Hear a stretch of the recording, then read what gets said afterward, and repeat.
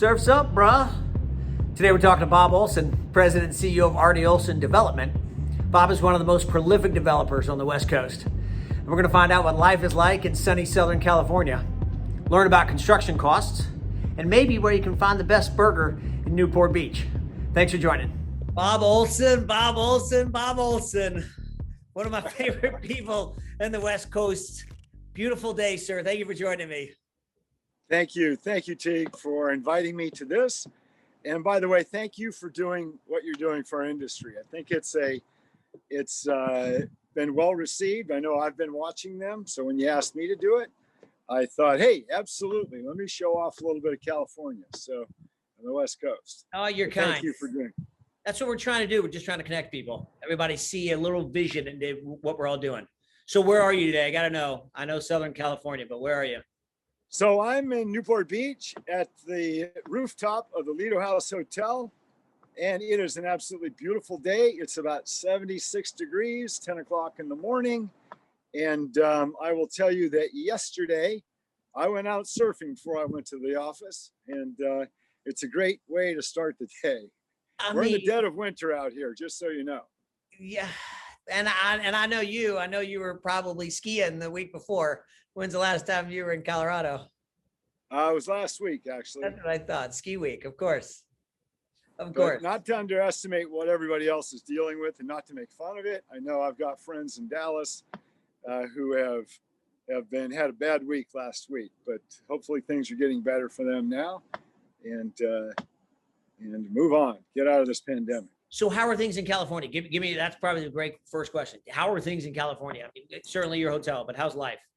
So life has been good. I'm happy with that. You know, I'm a single dad. I've got 2 older kids and 2 younger kids that are still at home. But getting through the pandemic, I've had COVID. I had COVID back in June, and 3 of my 4 kids have had it. So we're what you would call, I guess, herd immune in my family. It's pretty good. So nothing's slowing you down. That's why you can ski and surf on a regular basis. How's business at the Lido Hotel? Is it open? Are all the amenities open? So of our portfolio, Lido's done the best. Lido House has done the best. And it's really because it's kind of, we're in a beach community here. And this hotel is really all about Newport Beach, the history of it, the people. It's where the locals come and hang out. And so guests love to come here and be local. And it's been a good way to get out of LA, for example. LA has been on a much different lockdown for a longer time. And so we'll find people from LA here all the time, or coming in from the inland area all the way out to Phoenix, Arizona. Just because we got great weather, it's a great place to be. And so, last year, frankly, our numbers were down, but relatively speaking, it wasn't down that much. I mean, I think our NOI was down about 20%. Our occupancy was at 60%, ran about 335 or so. That was down about 10%, but still not, 10% on rate. But down, we were 83% or so in 19, our first full year. But no, we've been received well. We've been a great way to get away. Happy about what we've created here. Learned some things that I'm happy to share with you guys. But in our state, California, we've got a governor that seems to lock us down on things that really, there's no science behind it.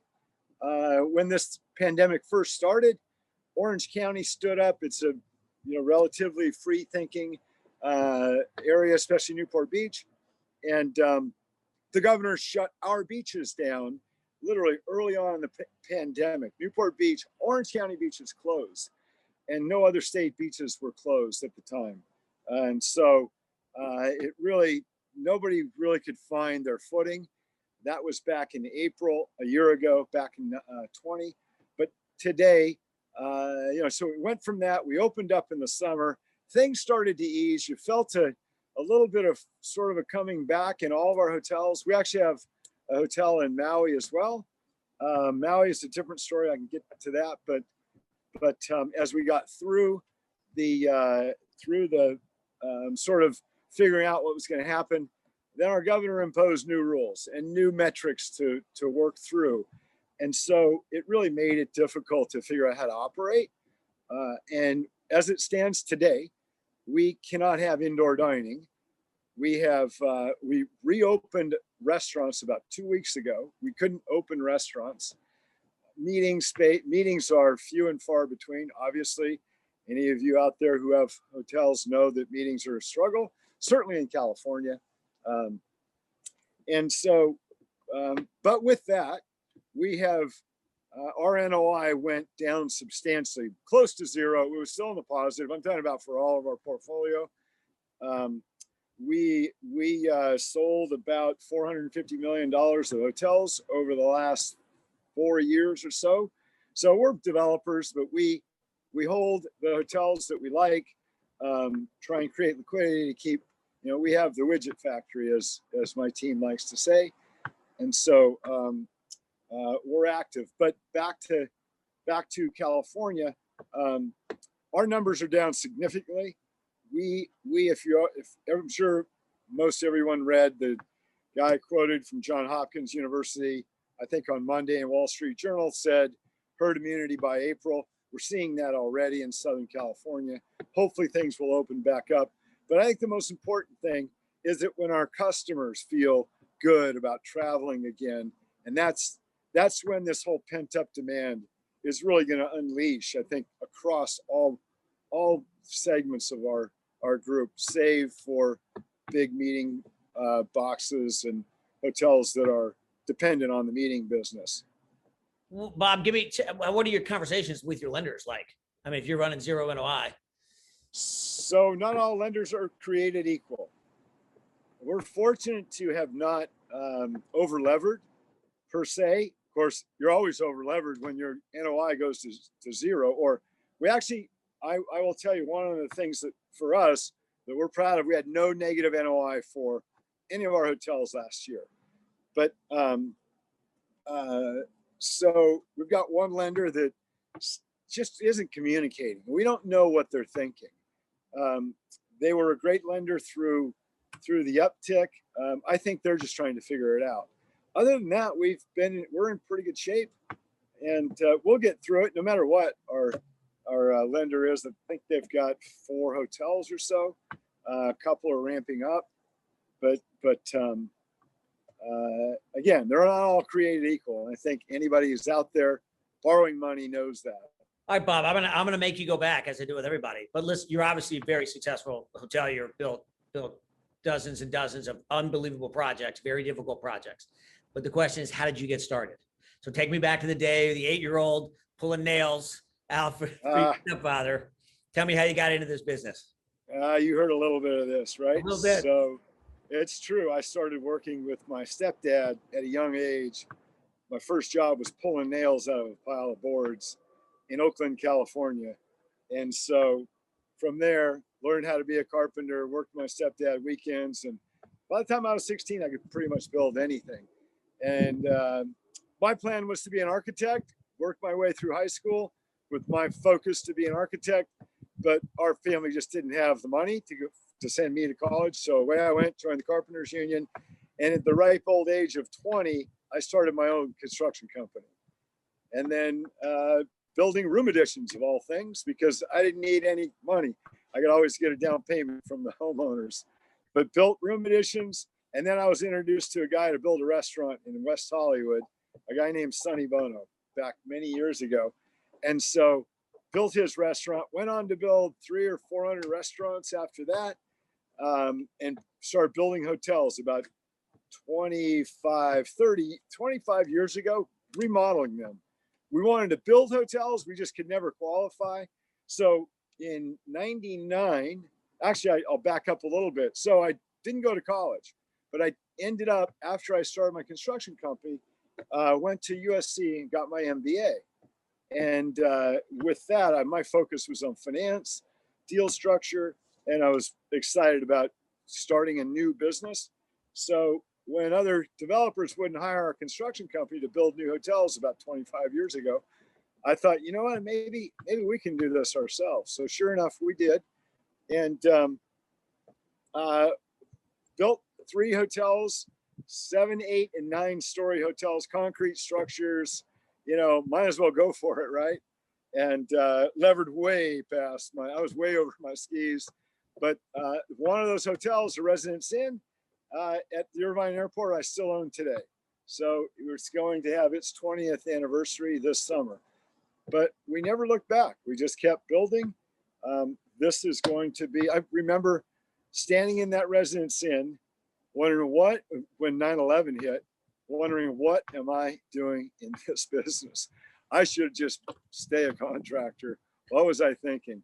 And then Bill Marriott came and gave me a visit and toured the building, and he paid more attention to the housekeeping ladies and staff that were there than all the executives who were trailing him. And I thought to myself, you know what? This is a good investment. I believe in what this man is doing and what he's done. And so away we've gone. We've got a great relationship with Marriott ever since. So, What do you think was the one thing that made you the most successful? I mean, I'm a people person. So are you. You mentioned Sonny Bono. I'm sure there are other people that you met that were influential in your journey. yeah. So, you know, it's morsels, little pieces at a time. Some people have positive influence and others have negative things, what not to do. And so when you build hotels and see, you know, our construction company, we're the most active builder of hotels on the West Coast. And so when you see all the right things that are done and things that frankly should not be done, you learn a lot. But in terms of creating the space, but Sonny Bono himself was an incredible entrepreneur and became a really good friend of mine. And so that itself just taught me perseverance, you know, showing up, being there, inspiring your team and your people, hiring people that are dedicated to their career and have a passion for what they do. What's one of your favorite developments that you've done? You've done some incredible developments that are not easy. You have a knack for doing complicated projects. Well, thank you. Talk to me about one of your favorite developments. So Pacifica Hotel and Spa on the ocean front in Huntington Beach, California. I can actually see it from the rooftop here in Newport Beach. Obviously, Autograph Hotel here, Vito House. We really like this. It's our hometown. I live here on Babel Island, and our offices are here. So it's our test kitchen. Kind of drives a few of our team members here a little crazy because I'm here a lot. It's fun to be here. So especially up here on the rooftop. I was here Sunday, and it was a beautiful, elegant crowd on a wonderful day. So this is fun to me, and it's hospitality at its best. But we just opened a Residence Inn in downtown Glendale, and what was it, in November? Yeah, 145 rooms, 6-story hotel, beautiful hotel, really turned out nice. And we were very concerned, obviously opening in the middle of this pandemic, LA County on lockdown. We've run 95% occ from the first of the year. And so now our rate, we got to work on our rate. That's next. But what did that filling the box? We're making money. We're making well above debt service. So what did that cost you to build per key? I don't want to tell you. But okay. All right. You want Yours are all about expensive. $450 a key. Yeah, that's my point. It was $450 a key, and I'm going to tell you, you know, we're in the construction business. It's not going to get any cheaper for a very long time. Talk to me about that. What do you think happens with the future of development? Well, we're already seeing it now. I actually just talked to the president of our construction company, RD Olson Construction. Bill Wilhelm runs that company. He's been with us for 25 years. He's also a partner in the company and a great leader of that group. But right now, you're having a really hard time on getting manufactured goods, including steel, windows, tile, so what happened back when the pandemic locked down is all the manufacturers thought this is another typical recession, shut everything down, pulled back for COVID. Here we are today. We can't get materials timely. Lumber has gone up from $650 a thousand board feet to over $900. So that's a 50% increase in lumber alone. How long do you think that lasts? And do you think that continues? Or do you think when the plants open up and they start making these manufactured goods and lumber and the like, do you think costs come down? Or do you think we only go up? Well, we're seeing a surge in demand. We have actually for the last 6 months of products and materials, but I think it will come back. I just don't see us.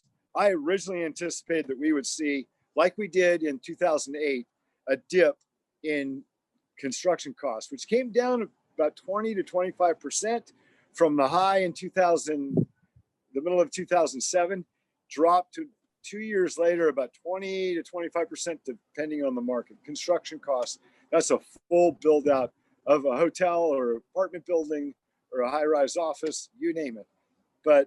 And I anticipated that originally. We're just not seeing it because there's been such a demand on the housing sector for the materials that we use, certainly in hotels and the like. So how's that going to change your thinking as a developer? Are you going to slow down in your development? Oh, by the way, it's not easy to get a loan for new construction today either, right? So is that going to change? Are you going to stop developing? I mean, you're the prolific developer. Fascinated what you think. So we are more of a focused, targeted market development company. And we're really trying to create hotels and essentially an experience for our guests in a market that can pay for what the development costs are. That sounds pretty easy to do, right? Just check, there it is. That's marching orders, go do it. It's hard to find the sites. It's difficult to get the entitlements done. I mean, it's not easy. But fortunately, I've got a great team of professionals that we work through it. We're working on a number of deals now. We're not putting away the pencils. We're active, and we are. We've got a resort that we're planning now on the river in Sedona, Arizona, and so we're pretty excited about that and what we can do there. We've got. I'll talk about Dana Point Harbor in a minute, but in Maui, we're working on another deal there as well. We've got a Residence Inn there on Maui, which is the highest RevPAR in the Residence Inn system out of 800 or so hotels. We're building it just about ready to open an AC next to that. We expect that to be number one RevPAR in that brand as well. We're proud of that. We're proud of being in the top 10 in a number of our hotels. So again, we're laser focused on trying to pick the best site, the best market, and then it's okay to spend. $450,000 a key was unheard of. My first hotel, my first Residence Inn, was $126,000 a key without land. As everybody would remind me, 8-story Residence Inn. What are you thinking?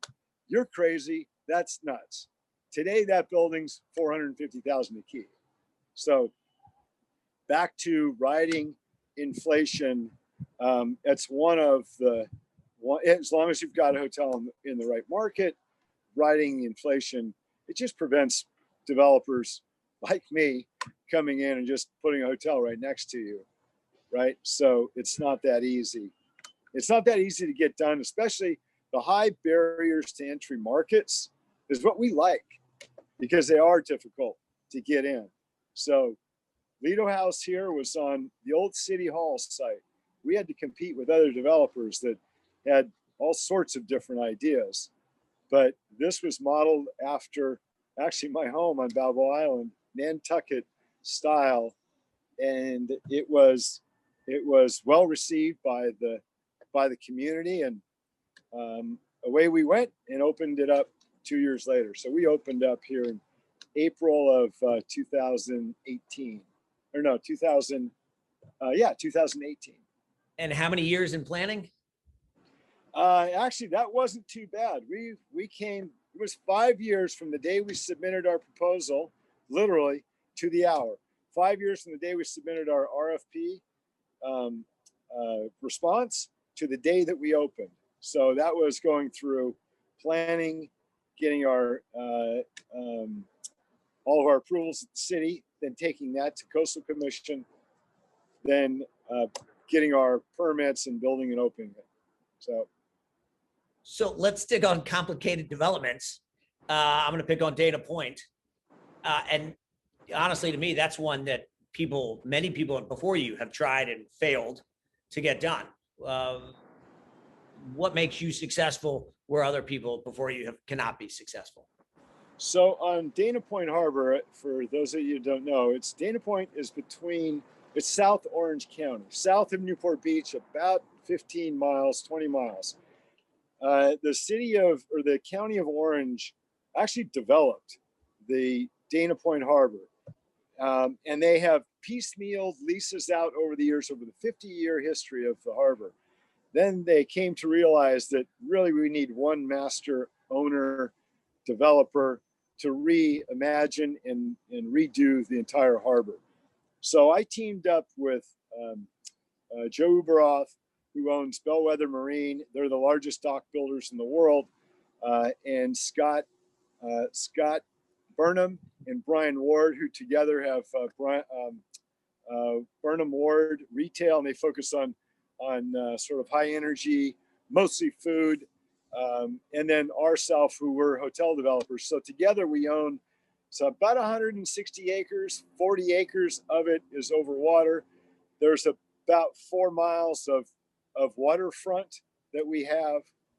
We are now in the process of getting approved for tearing down. There's an old motel there. We're going to put up Dana House, think Lido House, and then a surf lodge right next to it. And they're both going to be really fun on the waterfront. We're tearing out all the docks. We have 2,400 boat slips. And by the way, through the pandemic, our demand on the boat slips have just gone skyrocketed. It's just been incredible because there's nothing for people to do. So boating became that experience that was you could actually take friends out. So the docks have done well. We have about 130,000 square feet of existing buildings. We're tearing most of that down, bringing everything out to the waterfront. We have, and that's only about 20% of the overall land of the site. So we won the proposal to take over, and we have a 66-year lease on that. We're out for debt service now as our entitlements are all coming in place. We'll be a California Coastal Commission on the hotels next. That's the last of our approvals. Our retail is already approved. Docks are approved. So it's really a total transformation. We'll be able to bring in 250-foot yachts into the harbor without any special permits, which you can't do today. You can't even do that in Newport Beach, which Newport has the largest harbor, recreational harbor in the West Coast. So we're pretty excited about that. And yes, we're going to be able to get debt on that. We have our existing cash flows alone support the debt. So we're pretty excited about that. Beyond that, debt is probably for new construction very difficult to get. What are your investors saying to you? Are they, I know they're frustrated if they're not getting returns, but they've been with you a long time. They're going to continue to ride.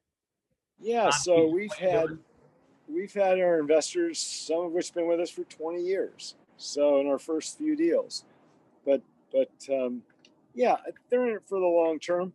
We had to stop dividends at the beginning of the year.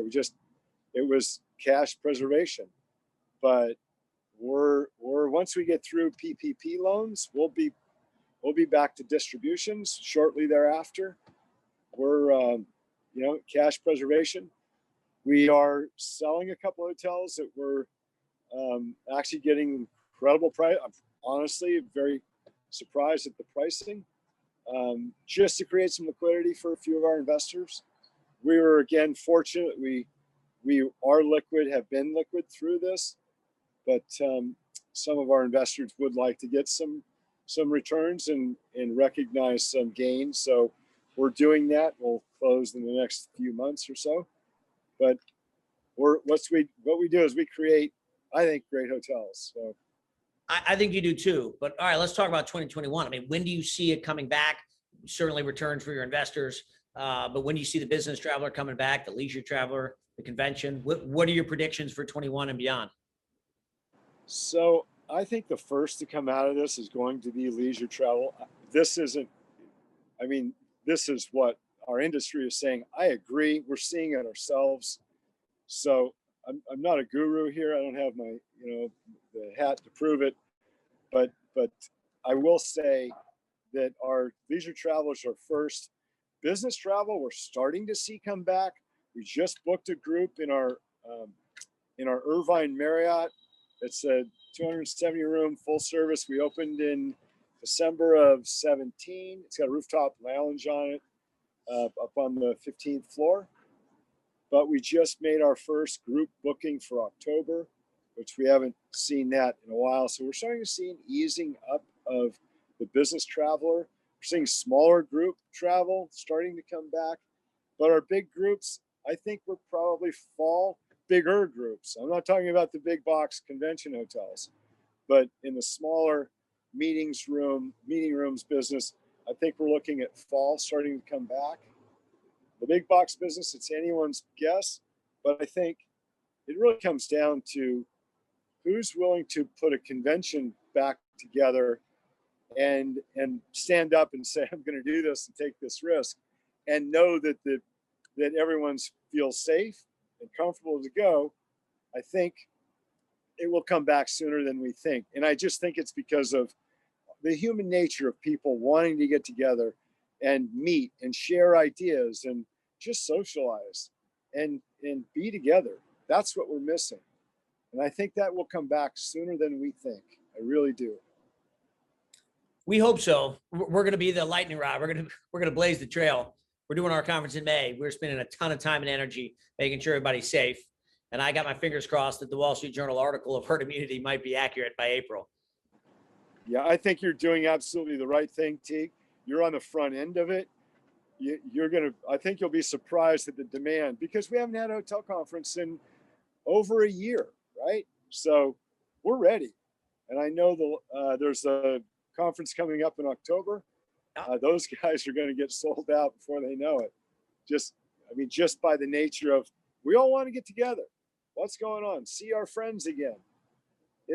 They're fun. They're a great way to sort of check in and see what's going on, get new ideas, what's happening, what's the latest. So that's across all segments. I think it's going to take leaders like yourself, myself, and others in our industry specifically. I mean, that's why we're doing it. We feel a sense of obligation, and let's go. We got to get this thing fired up again. Take the risk. Take right? the risk. Take the risk. Great. Yeah, I think so that's take the risk. Come see me. I'll come see you. Or maybe we meet in Aspen. It's your house. Yeah, that works.